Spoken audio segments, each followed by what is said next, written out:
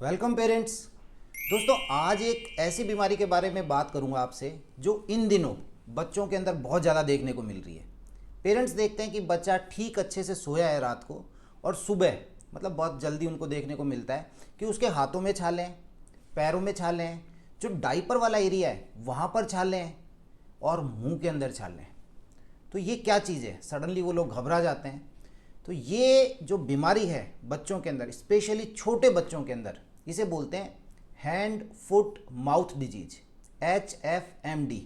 अब ये hand foot mouth disease है क्या, कितनी भयंकर है, कितनी खतरनाक है, इससे बच्चे को कैसे बचाएं, आज के इस वीडियो में इससे रिलेटेड सारी बात करेंगे।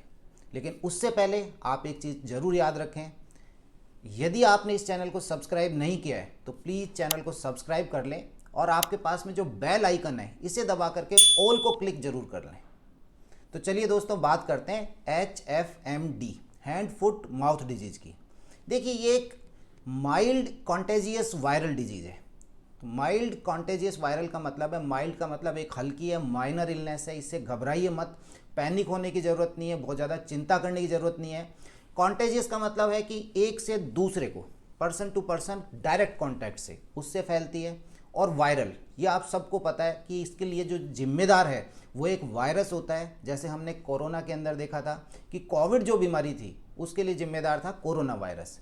ऐसे ही जो HFMD है, हैंड फुट माउथ डिजीज, इसके लिए भी जिम्मेदार एक वायरस होता है।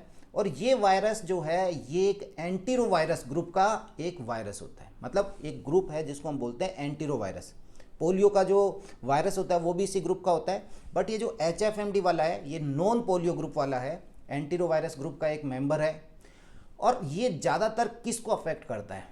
इसके जो मेजर जो टारगेट्स होते हैं ये छोटे बच्चे होते हैं, 5 साल से कम उम्र के बच्चे, उनको टारगेट करता है। ऐसा नहीं है कि बड़ों में बीमारी देखने को नहीं मिलती है, बट बहुत रेयर होती है। छोटे बच्चों की ये बीमारी जो 5 साल से कम उम्र के हैं। इसके लक्षणों की यदि बात करें तो होता क्या है? देखिए, हमारे पास एक टर्म होती है जिसे हम बोलते हैं इंक्यूबेशन पीरियड। इंक्यूबेशन पीरियड का मतलब होता है कि जब कोई वायरस शरीर में जाता है उसके बाद लक्षण आने में कितना समय लगता है। ये जो टाइम पीरियड लगा वायरस के अंदर जाने के बाद लक्षण, पहला लक्षण जो आता है, तो उसे बोलते हैं इंक्यूबेशन पीरियड। तो इसका इंक्यूबेशन पीरियड जो रहता है वो 3 से 6 दिन के बीच का है। मतलब 3 से 6 दिन में एक बार वायरस ने एंट्री करी है तो उसके बाद उसे लक्षण आने में या दिखाने में 3 से 6 दिन लगते हैं। और लक्षण किस प्रकार के होते हैं? जैसा कि मैंने आपको बताया अभी, छाले के रूप में आते हैं, ब्लिस्टर्स बनते हैं। पेरेंट्स देखते हैं कि बच्चा बिल्कुल ठीक था और उसके मेनली जो पाम है यहाँ पर रैशेज आते हैं, और सोल्स के अंदर, पैरों का जो तलवा रहता है वहाँ पर रैशेज होते हैं। पीछे जो ग्लूटियल एरिया या जिसको मैंने आपको बताया कि डाइपर एरिया है वहाँ पर ब्लिस्टर्स बन जाते हैं। मुंह के अंदर बहुत छाले होते हैं तो मुंह के अंदर हो सकते हैं। तो ये तो है मेन जो इसके फीचर्स के लेकर के आते हैं। कुछ बच्चों के अंदर बुखार आ सकता है, खांसी जुकाम जो होता है वो हो सकता है। इसके अलावा बच्चे ने खाना पीना बिल्कुल छोड़ दिया होता है, और जैसा कि मैंने आपको बताया कि मुंह के अंदर छाले हैं, तो ऐसी स्थिति में लार गिर रही होती है और बच्चा बहुत परेशानी के अंदर, इरिटेटेड जो है वैसा दिखाई देता है।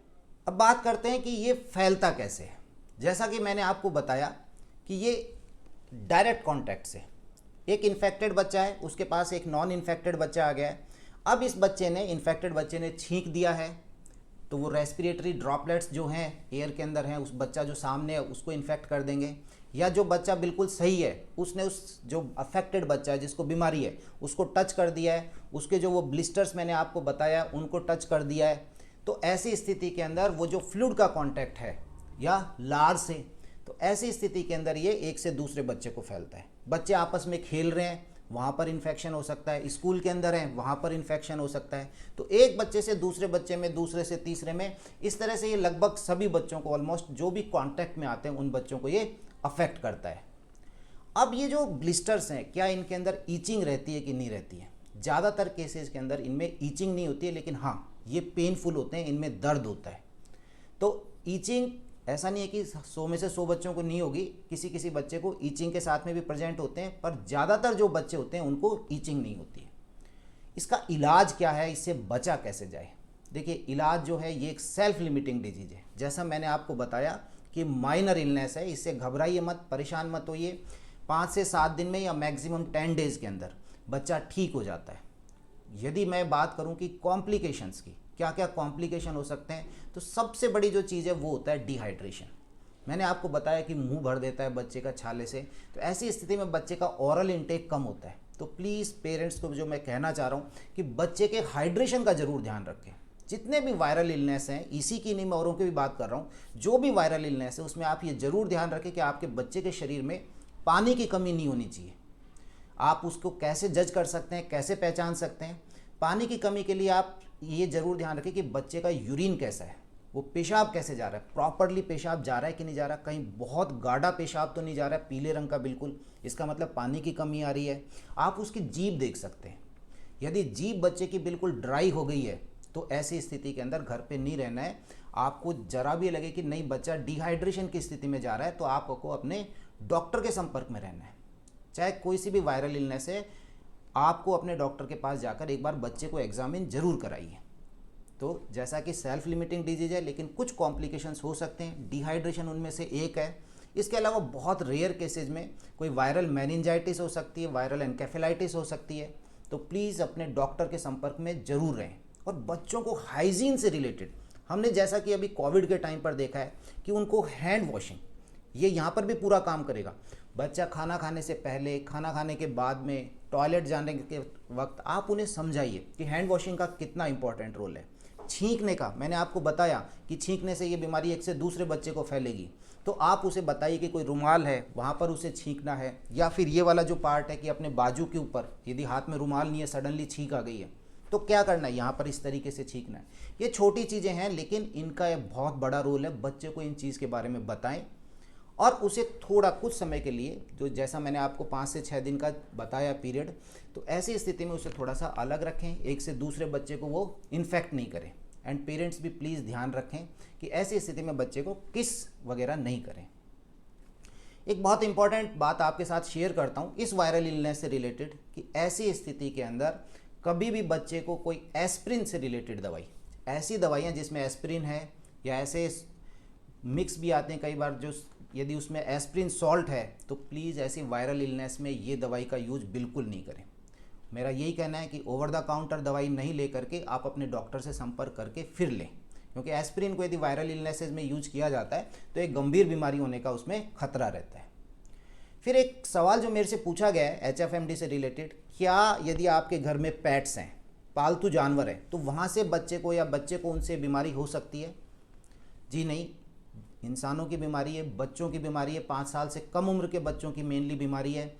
इंसान से किसी पालतू जानवर में या पालतू जानवर से इंसान में ऐसा नहीं देखा गया है। कुछ और सवाल जो पूछे गए हैं कि क्या इसमें एंटीबायोटिक्स का रोल है?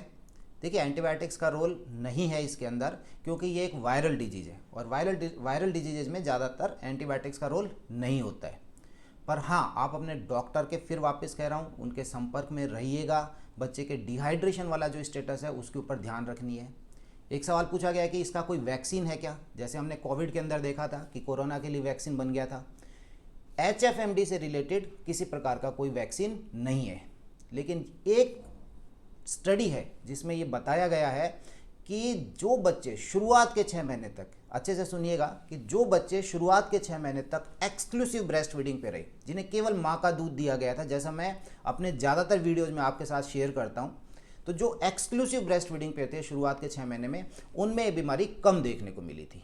तो प्लीज़ इससे ये समझ में आता है कि हाँ, एक्सक्लूसिव ब्रेस्ट फीडिंग का बहुत बड़ा रोल है शुरुआत के 6 महीने में। मैं हमेशा प्रमोट करता हूँ, अपने हर वीडियोज़ में कहता हूँ, आप लोग भी इसका ध्यान रखें। कई बार पेरेंट्स ये जो छाले हो रखे हैं हाथ में, शरीर पर जो बच्चे के छाले हो रखे हैं, वो उनको फोड़ देते हैं। ऐसा काम नहीं करें, ऐसे छालों को फोड़ना नहीं है। सेल्फ लिमिटिंग डिजीज है, मैंने आपको बताया है। अपने डॉक्टर की सलाह से कुछ सूदिंग लोशंस आते हैं, वो लोशन आप लगा दीजिए, उससे बच्चे में जो ईचिंग सेंसेशन है वो उसका ख़त्म हो जाएगा। और मुंह के अंदर यदि हो रखे हैं और बच्चा आपका थोड़ा बड़ा है, 6 साल से ऊपर का है, उसे गार्गल करना आता है, गरारे कर सकता है बच्चा, तो प्लीज़ आप उसे गरारे जो हैं, जैसे नमक और पानी का जो घोल है, तो आप उसे गरारे करा सकते हैं। कोई भी ऐसी चीज़ जो छालों के ऊपर लगेगी, जैसे खट्टे फल हैं, वो बच्चे को नहीं देने हमारे को। आप उसको लिक्विड, मैक्सिमम वाटर है, जूस है, दूसरी चीज़ें जो बच्चा ओरली लेता रहे, उसकी एक्टिविटी अच्छी रहे और उसका यूरिन आउटपुट, पेशाब जो है वो अच्छे से आता रहे। तो तो इन चीज़ों के ऊपर आप विशेष ध्यान रखें, डरिए मत। HFMD एक सेल्फ लिमिटिंग डिजीज है, 5 से 7 दिन या 10 दिन में ठीक होती है। पैनिक होने की ज़रूरत नहीं है, सब ठीक हो जाएगा बच्चा। तो दोस्तों ये एक नॉलेज था जो मैं HFMD से रिलेटेड आपसे शेयर करना चाहता था, क्योंकि इन दिनों बहुत से बच्चे हमारे पास ये बीमारी लेकर के आ रहे हैं। तो उम्मीद करता हूँ ये वीडियो आपको पसंद आया होगा, इससे इन्फॉर्मेशन मिली होगी। और अगर ऐसा है तो चैनल को सब्सक्राइब करें, लाइक करें वीडियो को, एंड प्लीज़ आपका और आपके बच्चे का ध्यान रखें।